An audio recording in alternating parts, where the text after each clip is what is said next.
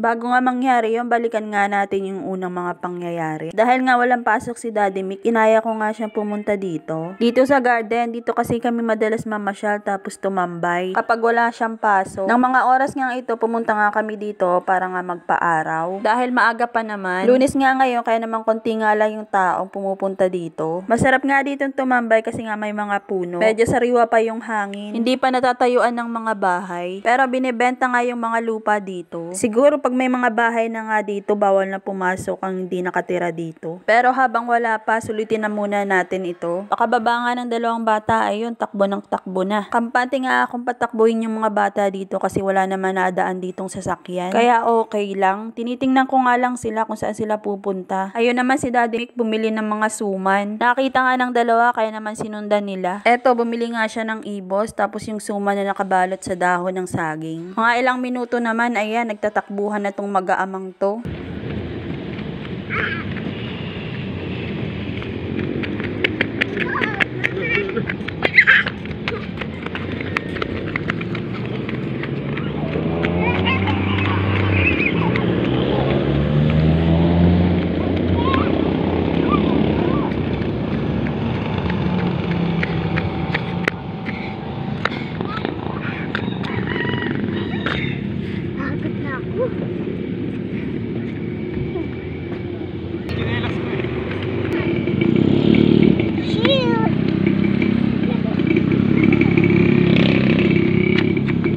Habang nakaupo nga ako, naisipan kong tikman itong binili ni Daddy Mick. Okay naman, masarap. So dahil naman wala kang tao dito, kaya naman naisipan ko nga magpaturo kay Daddy Mick na magmotor. Pinilit ko pa nga siya dyan eh. Sabi niya nga saka na, pero mapili talaga ako. So ayan naman, pinagbigyan naman ako. 2 beses na nga niya ako naturuan, kaya medyo marunong na nga ako sa paghawak nito. Kaya naman hinahayaan niya na nga ako mag-isa. Nung una naman, okay naman, napatakbo ko nga, mag-isa lang ako niyan. Bale, pumunta nga lang ako dun sa kabilang side, dito sa kabilang side. Pabalik-balik lang ako doon. Tapos bumalik na nga ako dito sa pwesto nila. Okay naman. Lumapit na nga sa akin si Shabaya at gustong sumakay. Kaso natatakot nga ako. Baka kami mabangga at tumalsik.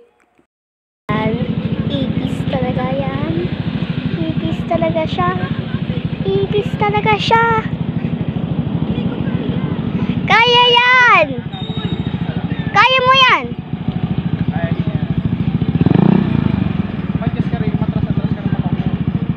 Malayo! Hindi yan matasik. Ayan, ayan. Iko agad. Iko! Okay, likod na. Okay na. Okay. Hindi pa yan nalulong. Saan siya mapunta?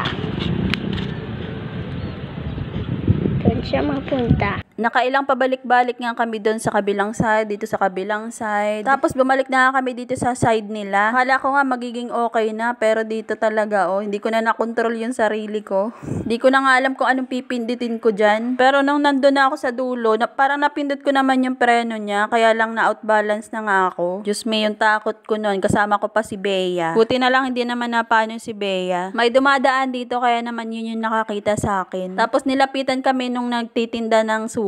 Kasi hindi na preno! Hindi na preno?